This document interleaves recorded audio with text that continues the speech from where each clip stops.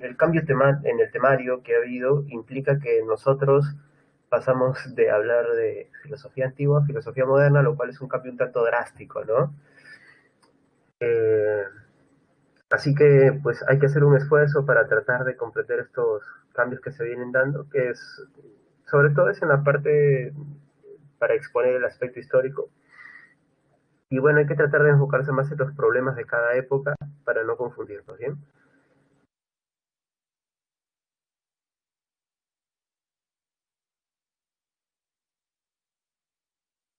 Listo, chicos, a ver, empecemos. Habíamos visto la clase pasada algunos problemas que nos habían planteado. Buenas tardes para todos, sí, les reitero mi saludo. Los problemas que nos habían planteado filósofos de la antigüedad como nuestro amigo Sócrates, Protágoras, Platón, Aristóteles, y lo que queremos esta clase es dar un salto hasta la modernidad para entender cómo estos problemas se toman de otra manera. Recordemos que los problemas en filosofía no se agotan, no existen respuestas definitivas en filosofía, pero lo que sí se puede dar es que exista una especie de, ¿cómo lo podríamos decir? Eh, una especie de replanteamiento de esos clásicos problemas, ¿no? Y bueno, esto es lo que va a suceder básicamente en esta etapa de la filosofía, que se llama filosofía moderna, donde nosotros lo que veremos es que los problemas que heredan los medievales tienen que ver sobre todo con el conocimiento. ¿Qué había pasado en el medioevo? Ya que no vamos a hablar detenidamente del medioevo ya. Eh, lo que sucede es que en el medioevo se había planteado el problema de si existían los universales. ¿Qué son los universales? Según algunos medievales, existen algunos conceptos que rigen los objetos. Por ejemplo, este lapicero, ¿no es cierto?, que ustedes están viendo, sería, para poder existir, tendría que derivarse de un universal, que es la idea general del lapicero, en base a la cual se desarrolla o se construye, se elabora este lapicero, y así todos los objetos incluidos, la realidad natural, el ser humano, tendrían que derivar de Dios gracias a la existencia de unos conceptos universales que se llaman universales simplemente, ¿no? Pero hubieron algunos filósofos que dijeron, no, eso está equivocado, son cosas que en verdad no existen, ¿no? Y lo que de verdad existe son los objetos nada más, y los universales son conceptos que nos hacemos, pero que no existen en la realidad. Entonces, en esta discusión apareció un señor que se llama Guillermo de Ockham, y que dijo que esta noción de ideas perfectas o de universales, que para él venían a hacer lo mismo, era erróneo, pues, ¿no? Eh, Incidía él en el hecho de que la realidad está conformada sobre todo por materia y por cierta forma que tiene la materia, pero decía él que los universales no tienen una existencia real, sino solamente una existencia mental, por decirlo de alguna manera, ¿no? Él decía que solo era flatus vocis, ¿no es cierto? Cosas que salen de nuestra mente o de nuestras palabras, ¿no? Pero no era nada más que eso. Con esto se dijo que nuestro amigo Guillermo de Ockham había hecho una tajante navaja que permitía distinguir lo que era realidad de lo que no, y con esta navaja, pues de alguna manera, eh, él había afeitado, ¿no?, entre comillas, las barbas de Platón, por decir que eh, le había hecho una fuerte crítica a la teoría de las ideas de Platón y por tanto también a la teoría de los universales. La conclusión a la cual llega Guillermo de Ockham es la siguiente: si no existen los universales, no existen verdades últimas o conceptos últimos, sucede que la razón tiene límites. Y ya sabes lo que sucede en la historia de la filosofía. Cuando alguien le dice, papi, esto tiene límites, ¿qué es lo que hace? Lo explota más. Y eso es lo que va a pasar con la filosofía moderna, ¿no? La filosofía moderna iniciará con un movimiento, el llamado movimiento racionalista, que creerá que la razón humana lo puede todo o puede descubrirlo casi todo. Pero ahora el problema es argumentarlo, defenderlo. De hecho, esta apuesta por la razón ya se sentía en general en toda la filosofía moderna. Tanto el Renacimiento como el humanismo ya habían dado bastante fuerza al peso de la razón. Eh, Esto había hecho que de alguna manera sea pues la filosofía racionalista, la corriente racionalista, les pido perdón, es que está que mi diapositiva está que se mueve un poco, que la filosofía o la tendencia racionalista sea una consecuencia, podríamos verla como una consecuencia del razonamiento y humanismo que resaltaban las capacidades del ser humano y entre ellas la más destacada que es la razón, ¿no? Entonces, el racionalismo tiene que enfrentar esta desconfianza en la razón que nos ha dejado nuestro amigo Guillermo de Ockham. Y de hecho, el racionalista por excelencia le hará frente a estas ideas y tratará de argumentar eh, a favor de la posibilidad de que la razón nos permita acceder a conocimiento pleno de las cosas. ¿Cómo puede ser que la razón lo haga?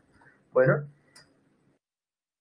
para empezar, recordemos que la diferencia entre el medioevo y la modernidad, la diferencia principal, reside en que, si bien no se ha dejado de creer en Dios en la modernidad, ojo, esto es importante, ¿eh? Muchos de los racionalistas, empiristas o del mismo Kant, que veremos más adelante, no han dejado de creer en Dios. El problema viene por el hecho de que el caso de ellos es que tienen que demostrar sus razonamientos sin apelar a Dios. Claro, puede entrar Dios en sus razonamientos, pero Dios ya no es el fundamento para explicar todo. Y esto era lo que sucedía en el medioevo. En el medioevo sucedía que Dios se usaba para explicar todo. ¿Por qué existe la libertad? Ah, ahí está Dios. ¿Por qué existe el hombre? Ahí está Dios.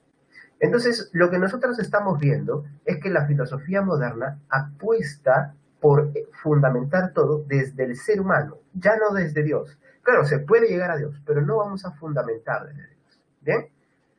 Ahora, eh, el racionalismo de Descartes va en esa línea. Descartes, al igual que Ockham, se ha dado cuenta de que hay conocimiento inseguro y por tanto parece que nuestra razón no es tan potente como lo creíamos. Pero de lo que se va a dar cuenta Descartes es que el problema no es tanto la razón, sino la manera en cómo la usamos. La usamos de manera descuidada, según él. Por eso que terminamos obteniendo ideas que son falsas. Esto hará que Descartes termine pues por plantearse algunas cuestiones respecto a cómo debemos conseguir verdades. ¿Qué son las verdades para Descartes? Son lo que él llama ideas claras y distintas respecto de todo lo que sucede en la realidad. ¿Bien? Ahora, ¿cómo obtengo ideas claras y distintas? Bueno, para obtener ideas claras y distintas, tú lo que necesitas es dudar de todo. Primero vamos a dudar de todo, porque si tú asumes algo sin demostrarlo racionalmente, después esto te puede llevar a error. Y si tú quieres tener un buen edificio de conocimiento, lo más importante son los pilares, las bases, las columnas.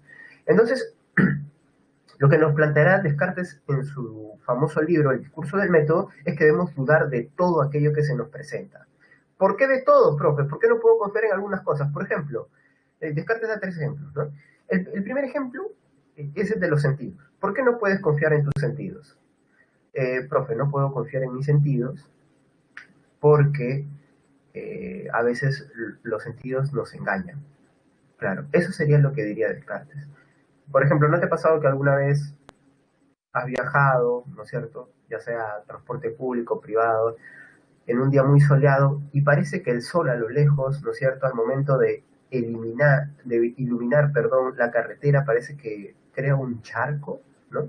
¿A algunos les ha pasado? ¿Lo han visto? O de repente ya otro tipo de ilusión óptica, cuando, por ejemplo, pones una cuchara en un vaso con agua y ves que la cuchara parece que se dobla. Ese es un ejemplo que pone Descartes, por ejemplo, ¿no? O también este de acá, ¿no? Este ejemplo de acá, no sé si se vea, ¿no? Esta ilusión óptica que nos enseñan desde pequeños. Bueno, no se ve bien en la cámara, ¿no? Creo que mi velocidad de internet tendría que ser más rápida para que ustedes lo puedan ver. ¿Lo pueden ver? Ahí está, ¿no? Aquí no le han hecho ese truco donde parece que el lapicero se dobla, ¿no? Sí, así es, también soy mago, chicos.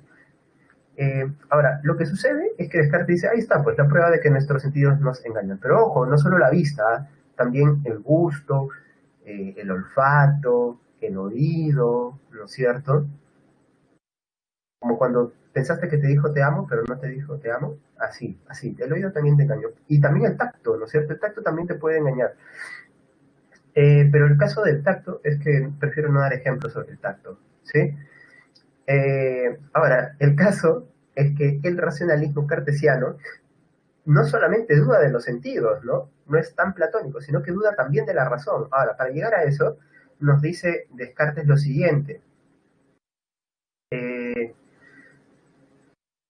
Imaginemos, ¿no es cierto?, que algunos de nosotros tiene un sueño nítido. ¿Alguna vez han tenido un sueño nítido? Les explico qué es un sueño nítido. Es un sueño en el cual tú crees que estás en la realidad y no estás en un sueño. No puedes determinar que estás en un sueño o en la realidad. Tú crees que estás en la realidad simplemente. ¿Bien?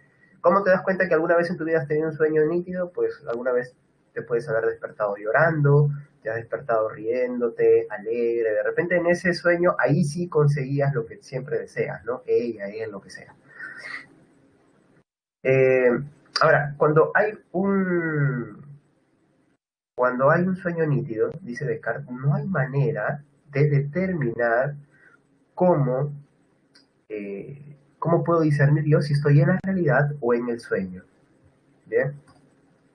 Entonces, de acuerdo a Descartes, si nosotros atendemos a esta situación, nos daremos cuenta de que no hay criterio para discernir el estado de vigilia del sueño. Entonces, nuevamente, no tenemos herramientas que al parecer nos ayuden a determinar la verdad o la claridad de algunas circunstancias. Y como si esto fuese poco, no es que nuestra razón nos engañe, pero nuestra razón a veces es débil. Porque cuando estamos desatentos, cuando no estamos atentos a lo que sucede, nos confundimos rápidamente.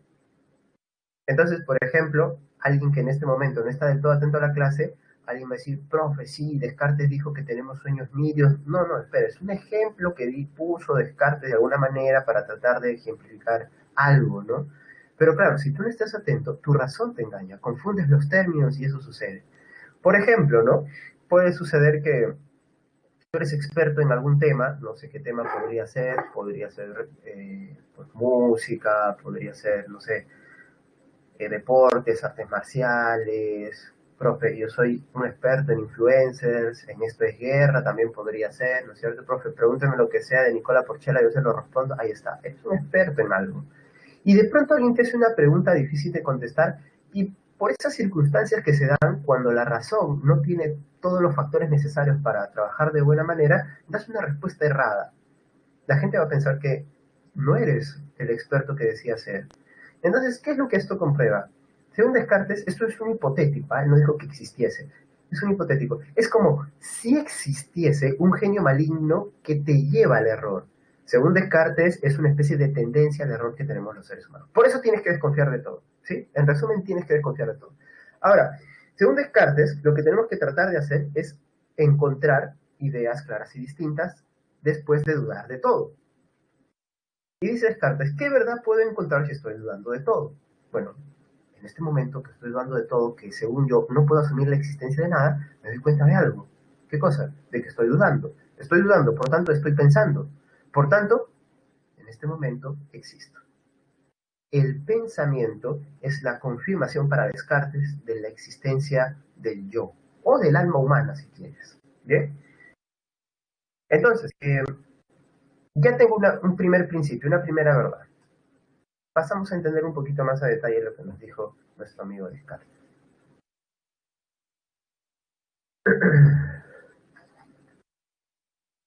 ¿Listo? Ahora, perdón. Ya está demostrada la existencia de una sustancia. Chicos, pregunta, ¿les sucede a ustedes que alguna vez eh, que les han hablado de sustancia en filosofía se han imaginado un líquido, un gas, un elemento raro? ¿Pasa? Tengan cuidado con ese detalle, ¿eh?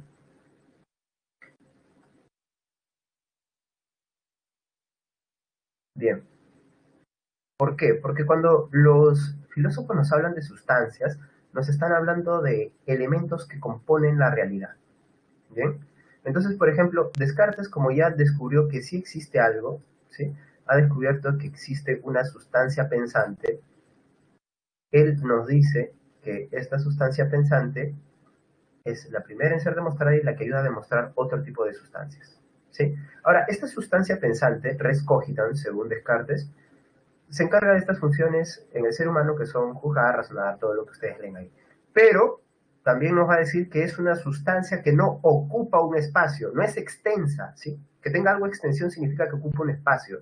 Y según Descartes, esto no sucede con la sustancia pensante o con el alma. El alma no ocupa un espacio. En cambio, lo que sí ocupa un espacio es la sustancia o res extensa, que de alguna manera todo lo que es res extensa, todo lo que es materia, podríamos decir, funciona bajo una lógica mecanicista, porque la idea de Descartes es la idea mecanicista de los modernos, que hay una especie de diseñador inteligente que hizo que la naturaleza funcione como un conjunto de engranajes mecánicos, como si fuese un reloj todo. Entonces, el cuerpo humano también es eso para Descartes, ¿no? Es res extensa mecánica. Ahora, si esto funciona de esta manera, y ya tenemos dos sustancias, la pregunta es, ¿a qué acaban las sustancias para nuestro amigo Descartes? Bueno, según él, no. Lo que sucede es que nosotros también podemos llegar a demostrar la existencia de una tercera sustancia, lo que es la existencia de Dios o la sustancia divina o res infinita. ¿Cómo la demuestra nuestro amigo Descartes? Bueno, él apelará a un argumento que de hecho ya se había dado en el medioevo. ¿Cómo se llama este argumento? Argumento ontológico. Ustedes lo están viendo en este momento, ¿bien? Es más, lo pueden descargar. Ya saben cómo descargarlo, imagino que sí. Ya saben. No sean tan boomers, pues chicos. Ahí está, miren. Ahí ven la flechita, lo pueden descargar. A ver, los leo rápidamente, ¿sí? Ya, a ver. Ahí, expertos en educación sexual. Ya. Bien. Sí, Jordan, ¿podría entenderse la sustancia como esencia? Sí, creo que sí. ¿Eh? Es una manera de entenderlo. Es como un elemento que compone la realidad. Me dice Ciro, profe, creo que decía que estaba en la glándula pineal y esta es una contradicción cartesiana, pues, ¿no? Es ahí, no sé si te has dado cuenta, Ciro, pero eso sería una contradicción, porque si me dice que el alma no ocupa un espacio y me dice que está en la glándula pineal, entonces sí ocupa un espacio. Y sí, eso era lo que decía Descartes, que está en la glándula pineal, lo cual implica una contradicción de sus ideas, ¿no? Interesante. Eh, y lo de los boomers era una broma, nada más. En el sentido en que los problemas tecnológicos, ¿no? Yo soy un boomer, por ejemplo. Aunque según mi edad dicen que yo soy un millennial, pero no lo creo. Listo. Ahora sí. Continuemos con este argumento mediante el cual Descartes nos va a demostrar la existencia de una sustancia divina. Eh, a ver, empecemos. Según Descartes, todos los seres humanos, ojo que ella demostró que existe algo que se llama la res cogitans, ¿sí? Ojo que eso ya lo demostró. Entonces, a ver, si el ser humano se pone a pensar, va a darse cuenta de que tiene una idea dentro de sí, que es la idea de la perfección. Según Descartes, todos tenemos esta idea de perfección porque de lo contrario no podríamos decir que algo se puede mejorar. Si existen grados del ser en cuanto a calidad, y yo digo esto es bueno, esto es malo, ¿no es cierto? Es porque existe algo perfecto respecto de lo cual yo comparo las situaciones que voy viviendo. Ahora, existe esta perfección. ¿Qué es la perfección para Descartes? Bueno, todas las propiedades que normalmente se le daba a Dios. Omnipresencia, omnipotencia, omnisapiencia y bondad. Ahora, si la perfección es todo esto, caben las dos posibilidades respecto de la existencia de Dios.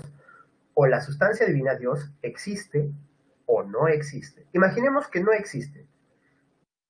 Si Dios, la perfección, no existiese, habría una contradicción en el concepto. Por tanto, Dios, por no existir, no sería perfecto y no podríamos tener la idea de perfección, pero la tenemos. Por tanto, no puede ser que Dios no exista. Entonces, ¿cuál es la conclusión lógica de Descartes? Dios tiene que existir necesariamente porque es el ser mayor y perfecto, ¿sí? Y existe tanto en nuestra mente como en la realidad. Ahí está. ¿Captaron ese argumento? Bien, este argumento ontológico ya nos demuestra la existencia de una tercera sustancia para nuestro amigo Descartes o Descartes. Bien, ahí lo tienen. Ya hemos comprobado la existencia de la res infinita o sustancia divina. Ahora, miren que Descartes ya aplicó algo, solo que no nos hemos dado cuenta. Ya nos explicó que existen algunas cosas que nosotros tenemos desde pequeños, unas ideas que tenemos desde pequeños, unas ideas que nos han sido puestas, para decirlo de cierta manera.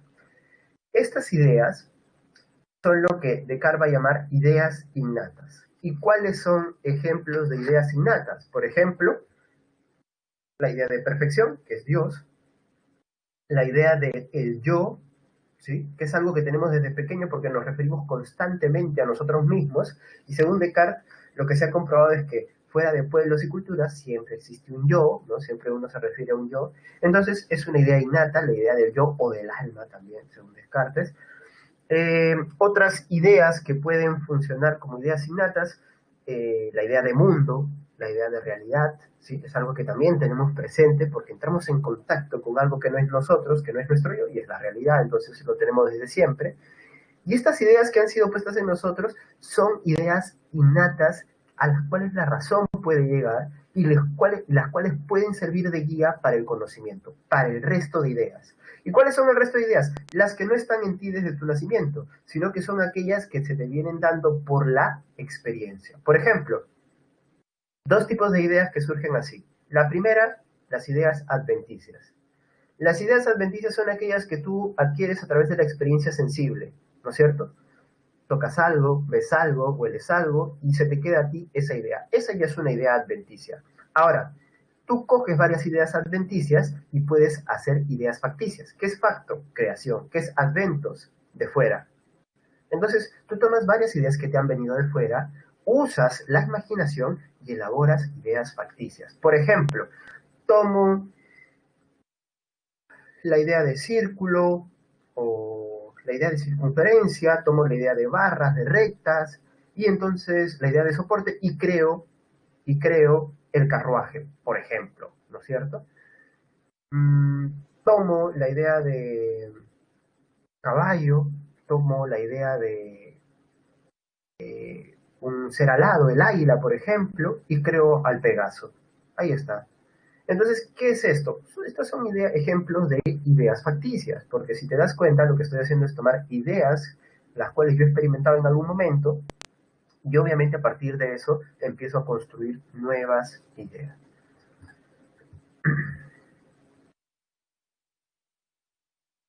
¿Listo? Entonces, eso es un poco Descartes, ¿no? Tienen que tomar en cuenta la clasificación de sus ideas, su clasificación de las sustancias, cómo las demuestra, y ya lo van a tener un poquito más sencillo, ¿no?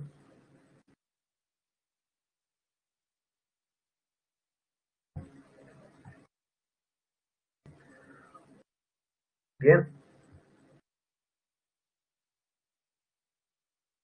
¿listo? Vamos a pasar al siguiente filósofo.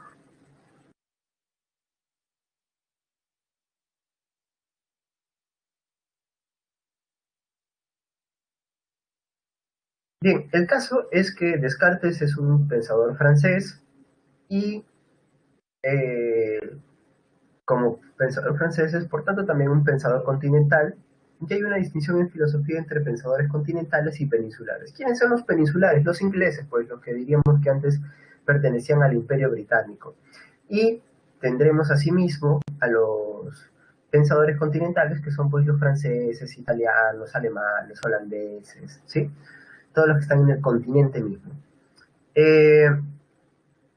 Pasa que la mayoría de filósofos peninsulares, ingleses, británicos, como el que tenemos en la presentación, se guiarán sobre todo de las ideas de Guillermo de Ockham y su desconfianza hacia la razón. Entonces, la mayoría de las críticas que le va a llegar al racionalismo cartesiano tiene que ver con esta apuesta por las ideas innatas. De hecho, Locke va a desconfiar del racionalismo, sobre todo por sus ideas innatas, o por la creencia en la existencia de ideas innatas. Y nos va a decir lo siguiente. A ver, Descartes, tú me dices que de alguna manera hay ideas innatas que van a guiar nuestro conocimiento. ¿Bien? Lo que va a decir Locke es, entonces tendríamos que demostrar que esas ideas innatas efectivamente las tienen todos los seres humanos. La pregunta es, tomemos algunas ideas innatas, la idea de sustancia, la idea de alma, la idea de Dios. ¿Todos los seres humanos la tienen? Por ejemplo, si tú me hablas de idea de sustancia, tendría que existir la sustancia en tanto sostén del atributo color. Pero los colores, ¿todos los seres humanos tienen noción de color? Va a sonar esto a un mal chiste, pero a ver, pregúntale a un ciego cuál es su noción de color. De hecho, Locke lo pone de ejemplo. Aterriza la teoría de las ideas innatas y lo que va a decir es lo siguiente, pues no lo tienen, no tienen ellos esa noción. Y por tanto se demuestra que no existe la idea innata de color, por ejemplo. Pero así también podríamos decir que tampoco existen otras ideas innatas. Por ejemplo, la idea de Dios. Profe, pero casi todas las culturas han tenido la noción de una existencia divina. Muy bien, pero ¿qué dice Locke? ¿Las nociones de esta existencia divina son iguales entre sí? No. Entonces, ¿qué es lo que se comprueba? Que si para unos Dios es perfecto, para otros es imperfecto, etcétera, etcétera, ¿cuál es la conclusión? Dios no es el mismo para todos y por tanto no puede ser una idea innata, sino que es una idea que los pueblos se van formando respecto de entidades que están más allá de esta realidad. Entonces, Locke descarta todas las ideas innatas. Y si no tenemos ideas innatas, si no venimos con ciertas ideas previas, ¿qué es lo que dice Locke? Nosotros venimos a este mundo físicamente desnudos y mentalmente también calatitos. Calatito vienes a este mundo sin nada de conocimiento. ¿Y cómo es que se construye el conocimiento? Bueno, primero experiencia sensible y después el entendimiento empieza a jugar con esa experiencia sensible. ¿Cómo lo puedes entender de manera más precisa? Mira, tú vienes a este mundo como una tabula rasa, pizarra en blanco, y después vas a obtener lo que Locke llama ideas simples. ¿Qué son ideas simples? Ideas que nacen al momento en que tú entras en contacto con un objeto. Por ejemplo, con el objeto reloj, con el objeto lapicero, con el objeto cámara, con el objeto, a ver qué más tengo por acá, no sé, celular, ¿no es cierto? Aunque sea chino. Y entonces entras en contacto con todos esos objetos y ya tienes, pues, ideas simples que han quedado, digámoslo así, en tu intelecto. Ahora, ¿qué es lo que queda? Bueno, por delante lo único que tenemos es jugar con esas ideas simples y empezar a formar ideas compuestas. Junto, separo, comparo y así se forman las ideas compuestas. Es el entendimiento activo el que empieza a jugar un papel importante para formar estas ideas compuestas. Ahora, hagamos una pequeña comparación para que se entienda mejor. Estemos atentos, ¿sí? Primero, comparemos Descartes con Locke. La pregunta es, ¿Descartes de alguna manera está diciendo que no tenemos conocimiento a través de los sentidos o sí?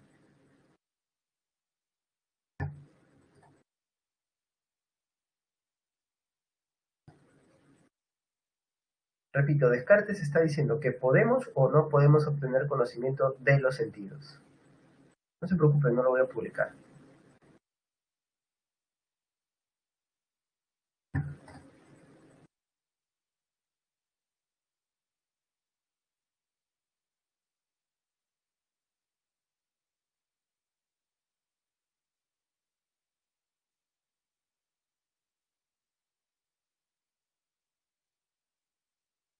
Listo. A ver.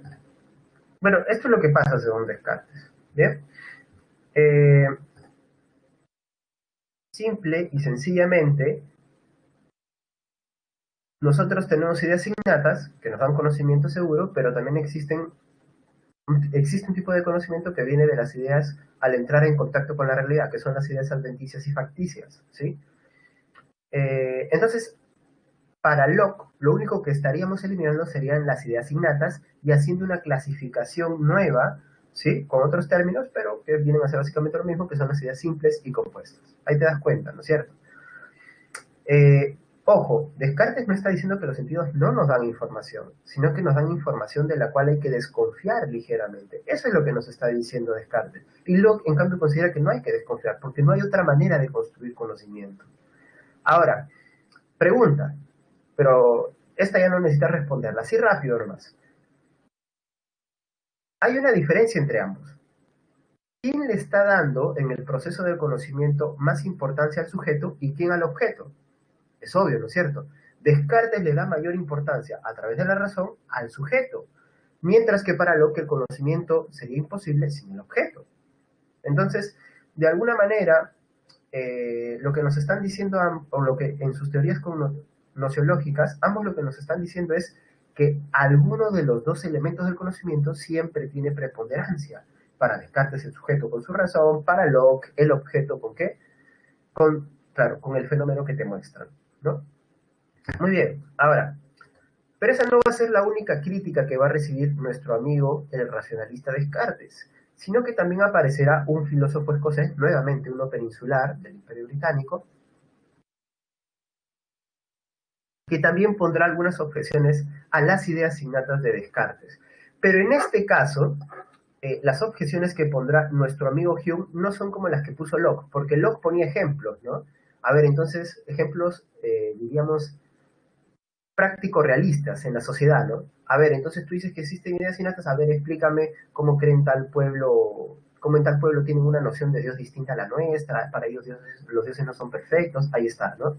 Hay una comparación casuística de los casos. En cambio, Hume no, Hume va a recurrir más a la lógica, ¿sí? Para tratar de demostrarle a Descartes en su propio terreno de que él se ha equivocado. Entonces, no existen ideas innatas. Simplemente, dice nuestro amigo Hume, que nosotros nos hemos acostumbrado a usar conceptos metafísicos que son altamente cuestionables. Por ejemplo, ¿qué conceptos? Lo que ustedes tienen ahí en la presentación. La idea de causa es un concepto metafísico. La causa no existe, en verdad, en la realidad. La idea de sustancia, ahora lo voy a explicar con un poquito más de cuidado. La idea del yo o del alma también es una idea metafísica, pero que no tiene asidero en la realidad. Empezamos con la idea del yo. Según Hume, nos hemos acostumbrado a decir, ¿no? Yo, el alma, pero eso en verdad solo es un cúmulo de percepciones. Solo que nos acostumbramos a decirle así, porque es más sencillo decir yo que decir un cúmulo de percepciones, un cúmulo de ideas, un grupo de sensaciones, que eso es lo que básicamente según él es el alma o el yo, no hay otra cosa. Entonces, simplemente es un mal hábito, solo que este hábito hace que terminamos creyendo que exista eso. Entonces, por ejemplo, es como que una persona empiece a hablar todos los días de unicornios, ¿no es cierto? Como los niños, ¿no? Que hablan de el unicornio, el unicornio, el unicornio, o hablan de Goku, Goku, Goku. Entonces, para el niño existe Goku, para el niño existe el unicornio. Pero, ¿realmente existe? Solamente es el hábito lo que hace que uno termine creyendo en la existencia de determinados seres o lo que Hume expresa como conceptos. Ojo, no digo que Goku no exista, solamente es un ejemplo. Eh, y bueno, lo que nos dice Hume es que lo mismo pasa con las ideas de causa y la idea de sustancia. A ver, explico cómo es esto de que no exista una causa. ¿Qué es la causa? Ahí está, ¿no es cierto? Dice que es una conexión entre dos hechos, donde asumimos que uno tiene que asumir el papel de origen y otro el papel de efecto. O sea, hay una relación de producción. El primero produce al segundo, el primero genera al segundo. Ahora, vamos a tomar un ejemplo de lo que normalmente se considera una causa, dice Hume. Chicos, yo les pregunto, ¿mañana va a salir el sol? Sí, profe, aunque sea invierno, igual va a salir el sol. Y si hay un eclipse solar, igual, profe, no habría eclipse solar si no habría sol. Muy bien, entonces todos los días sale el sol, todos los días sale el sol. Todos los días va a salir el sol, todos los días va a salir el sol, profesor. Muy bien. ¿Qué diría Hume? Yo citando a Hume te digo, ¿y por qué crees que va a salir el sol? ¿Qué tendrías que decirme? Ah, profe, porque ayer salió el sol. Antes de ayer salió el sol, tras antes de ayer salió el sol. Y así en todos los días que yo he vivido y que otros seres humanos han vivido, ha salido el sol. Entonces, profe, es obvio que va a salir el sol. ¿Qué diría Hume? Claro, puede suceder un cataclismo cósmico universal que haga que mañana no salga el sol y que dejemos de existir. Entonces mañana no saldría el sol. Pero en otro ejemplo, imaginemos que tú solamente te has acostumbrado a ver perros pequeños, ¿sí? No sé, chihuahuas, o no sé, pues otros perros pequeños, ¿no? Pequineses, chitsus, lo que sea. Oye, también, tus perros criollos, pero chiquitos, ¿no? Y solamente estás acostumbrado a ver perros pequeños. Entonces alguien te dice, ¿tú crees que mañana puedas encontrar un perro grande? Perro grande no, papi, solamente hay perros pequeños, solo existen perros pequeños. En otras palabras, ¿qué es lo que te está diciendo Hume? Al igual en el sol, al igual con el ejemplo del sol que con el ejemplo de los perros, lo que sucede es que nosotros nos acostumbramos y pensamos que se está generando un vínculo de causa-efecto, pero no hay relación causa-efecto. ¿Por qué tú me dices que si yo suelto este lápiz en este momento va a caer? ¿Por qué lo afirmas? Porque antes he visto caer objetos de manera similar. Así es, apelas a un razonamiento inductivo y por tanto solamente es probable que eso suceda. ¿Qué probable, profe? Si yo lo suelto igual sucede, pero también puede que no suceda, ¿no es cierto? Puede que venga un mago en este momento y haga flotar o haga levitar el lápiz y entonces dejó de suceder. ¿Por qué? ¿Cómo? No sé, pues ya tendría que explicarlo el mago. Pero si ustedes se dan cuenta, la relación causa-efecto solo nos hemos acostumbrado a ella por hábito, pero en verdad el concepto o la idea de causa no existe. Y lo mismo pasa con la idea de sustancia. ¿Qué es la idea de sustancia? El elemento, como por ejemplo en el caso de Descartes, que tiene ciertas propiedades. ¿Qué propiedades? Por ejemplo, si es la sustancia pensante, la res cogitans, las propiedades serían pensar, juzgar, imaginar, entender, comparar. Lo que diría, ¿no es cierto?, nuestro amigo Hume, es que para que para mí tenga sentido que existen estas propiedades, les creo una causa. Y me acostumbro a hablar de la causa, perdón, de la sustancia, la sustancia, la sustancia. ¿Pero la sustancia existe? No, pues, no existe la sustancia. Eh, por eso es que la idea que aparece en la presentación dice lo siguiente: las percepciones se sitúan en el nivel de las propiedades o atributos, no de la sustancia. Eso es lo que afirma Hume. O sea, solo existen atributos de los objetos, pero no existe una sustancia general que está detrás de todos los objetos. Ese es un error que hemos cometido los seres humanos desde que empezamos a creer en conceptos de orden metafísico que son errados. ¿Bien? Bueno, veo que están teniendo una discusión sobre el pensamiento inductivo con respecto de la gravedad, ¿no? Bueno, Hume podría también hacer algunas observaciones ahí, pero veo que lo están encaminando bien, están entendiendo que se puede poner en duda muchas cosas, ¿no? Claro, el verificacionismo sería un principio inductivo, ¿no? Un principio inductivo, y Hume lo estaría criticando, ¿no? De alguna manera, pero recordemos que Hume es antes al Círculo de Viena, ¿no?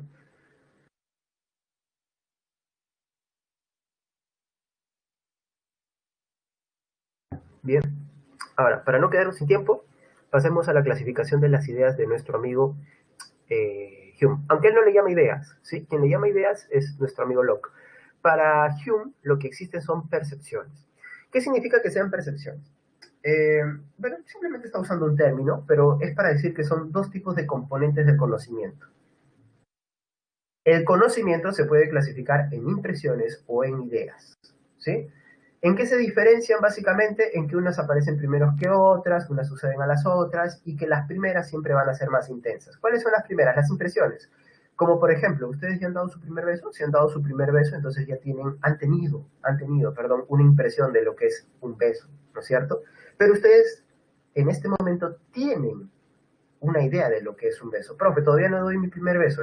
Genial, pon otra cosa. Pon pues tu plato favorito. Cada vez que comes tu plato favorito tienes la impresión de ese plato que comes, que pruebas, con ciertas características. Hay mucha intensidad en eso. Pero ya luego, ¿no es cierto? Cuando recuerdas la última vez, por ejemplo, que comiste ese plato, la última vez que besaste, ya estás teniendo una idea. Porque la idea se basa en qué? En la imaginación y en el recuerdo, básicamente. Y en, claro, de alguna manera el intelecto a través de ello, ¿no? Muy bien. Ahora, eh, de alguna manera, lo que nos está diciendo Hume es que las ideas, por lo mismo que son menos intensas y son producto de las impresiones, son más moldeables, pues las puedes manejar y puedes crear distintos tipos de conocimiento. ¿Cuál es el problema según Hume? El problema es que los racionalistas han terminado creyendo en conceptos que no vienen de las impresiones, pero ellos piensan que son impresiones, pero no son impresiones. La idea de causa, la idea de sustancia, la idea de yo, la idea de Dios, no son impresiones, no son impresiones, y por tanto no han existido en la realidad, pero yo he terminado creyendo en cosas que no existen en la realidad. Eso es básicamente lo que te dice nuestro amigo Hume.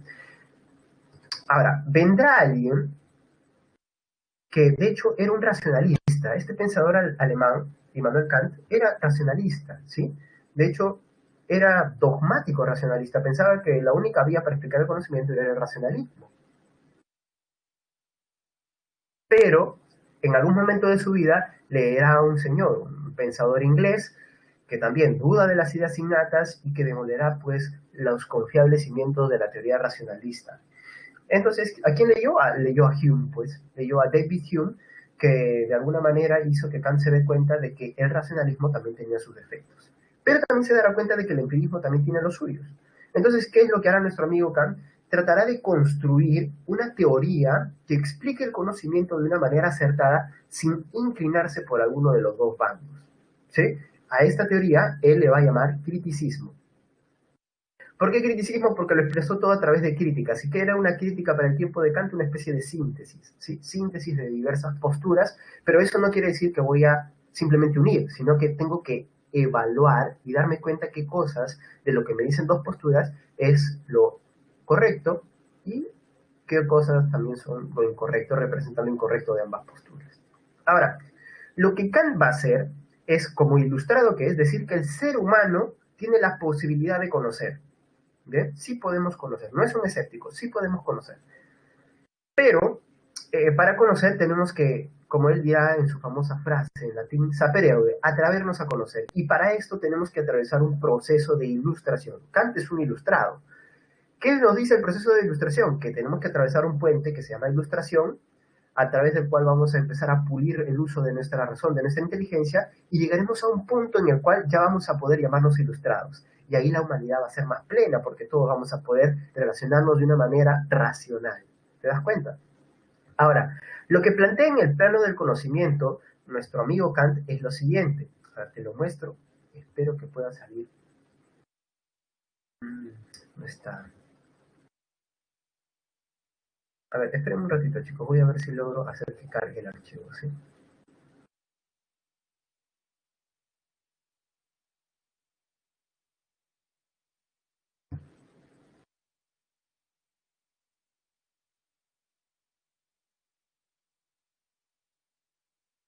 Bien, veamos si se puede.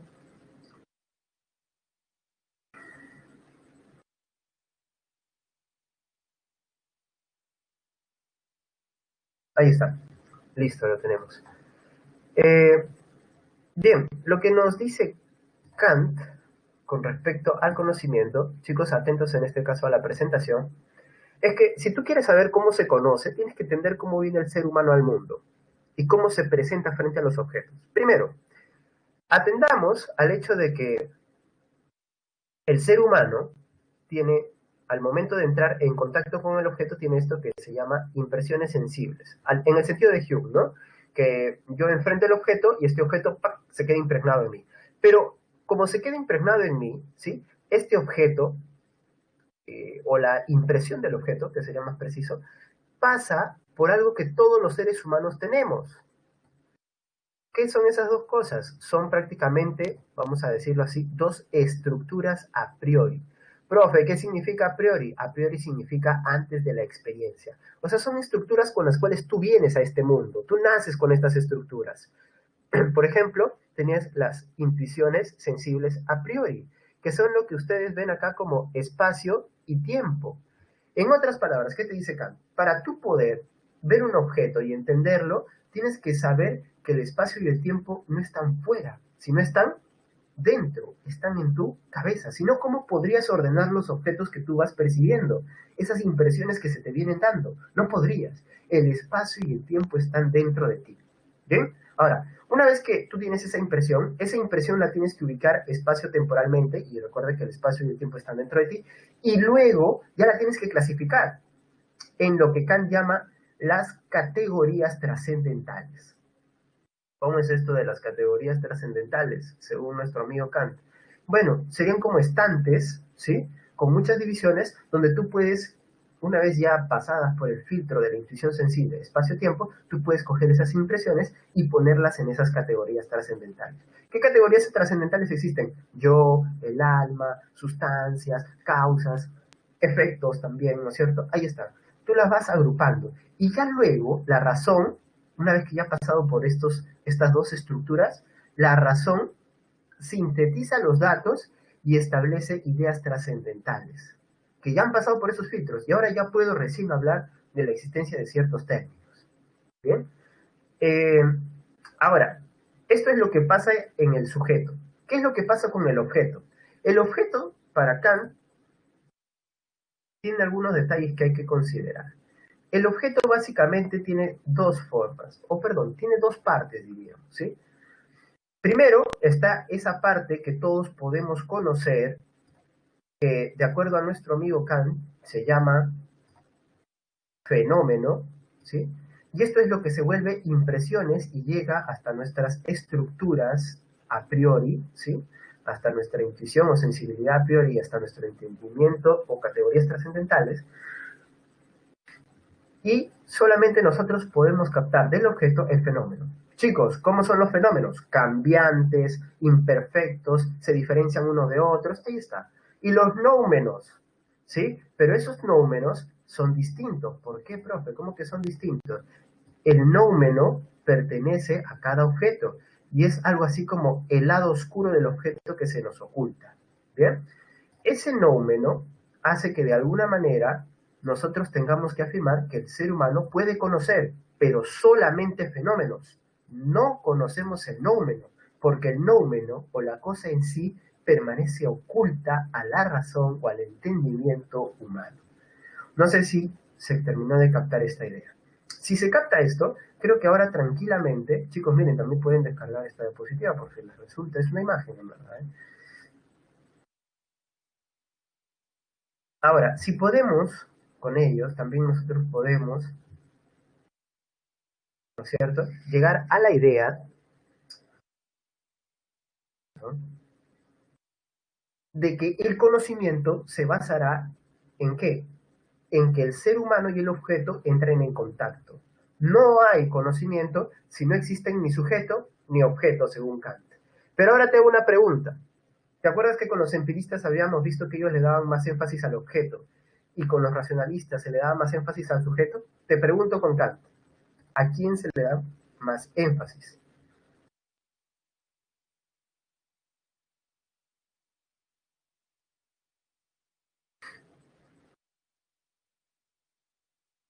Bueno, Giancarlo, creo que no tiene nada que ver. Sí. Según Kant, quien tiene mayor preponderancia en el conocimiento es nuevamente el sujeto. Esto es lo que se llamó el giro copernicano de Kant. ¿Por qué? ¿Por qué, profe? ¿Por qué el sujeto? Si él está diciendo que nosotros conocemos los fenómenos de los objetos. Claro, precisamente por eso. El objeto es importante, no hay conocimiento sin objeto, pero de los dos, quien más importancia tiene en el proceso del conocimiento es el sujeto, porque el sujeto que tiene las estructuras trascendentales, la sensibilidad, o sea, los sentidos, y además tiene la razón. Entonces, es en el sujeto donde están la mayoría de elementos para poder construir conocimiento. ¿Y el conocimiento quién se lo queda? ¿El objeto o el sujeto? El sujeto, pues. Es por eso que es un giro copernicano. Ya no es el sol, perdón, girando alrededor de la Tierra, sino la Tierra girando alrededor del Sol. En otras palabras, no es el sujeto alrededor del objeto, sino el objeto alrededor del sujeto. ¿Sí? Para que se entienda mejor. Ahora, vamos a la clasificación de los juicios según nuestro amigo Kant. Para Kant, los juicios son los que constituyen el conocimiento del ser humano. Y acá les pido atención, a esta parte es medio pesadita. Hay dos divisiones, según Kant, para entender los juicios. Primero tenemos los juicios analíticos y los juicios sintéticos. Los analíticos son aquellos que no agregan nada al sujeto, ¿sí? Ahora, ¿por qué no agregan nada? Porque, por ejemplo, yo te digo, los mortales mueren.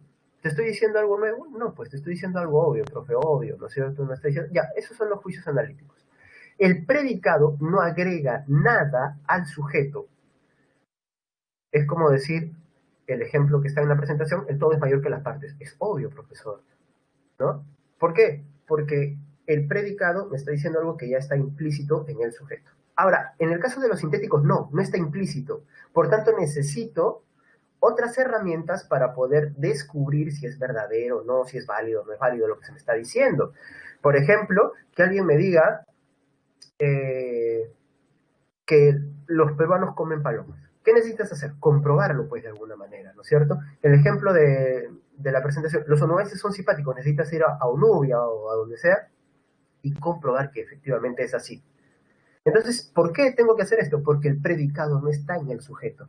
Es por eso que a veces se confunden los sintéticos con los a posteriori y también los analíticos con los a priori. A ver, ahora vamos a los a priori y a los a posteriori. ¿Qué dicen los a priori? Serán juicios a priori aquellos que no necesiten de la experiencia. Por ejemplo, si yo digo 2 más 2 igual 4, ¿necesitas de ir a la experiencia? No, solamente usas tu razón. Si solamente usas tu razón, es un a priori. Si en cambio necesitas ir a la experiencia y comprobarlo, en ese caso ya es un a posteriori. ¿Qué significa a priori? A priori es antes de la experiencia, y a posteriori, después de la experiencia. Entonces, ¿qué es lo que nos está diciendo Kant? Simple y sencillo, chicos. Para que exista el conocimiento, nosotros tenemos que hacer una mezcla de ambos. Pero ¿cómo funciona esto? De la siguiente manera, volvamos a nuestra separata, ¿sí? Ahí está.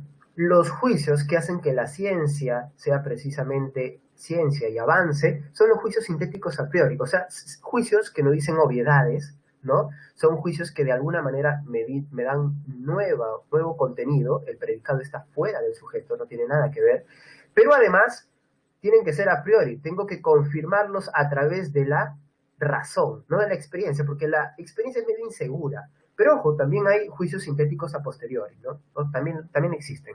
Pero lo importante son los juicios sintéticos a priori porque dan conocimiento seguro para que avance la ciencia. El ejemplo sería, ¿qué cosa? La recta es la distancia más corta entre dos puntos. ¿Es obvio que la distancia más corta entre dos puntos es la recta? No. Necesitas comprobarlo a través de, ¿qué? De axiomas, de teoremas, ahí está. Entonces necesitas hacer una serie de pasos lógicos. ¿A través de la razón? Sí, a priori.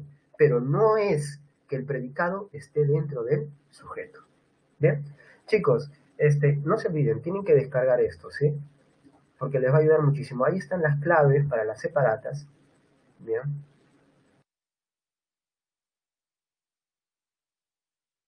Y ahora les pido, chicos, que vayan contestando a la encuesta docente mientras yo voy atendiendo algunas dudas que se presenten en los pocos minutos que nos han quedado. Perdón, a ver, ya saben cómo es la encuesta docente, ¿no? A, lo mejor, E, lo peor, ¿no? A, adoro al profesor, B, bien, profe, buena clase, C sería, caramba, profe, creo que tiene que mejorar algo, D sería deficiente, E sería, debería ser expulsado inmediatamente, ¿no?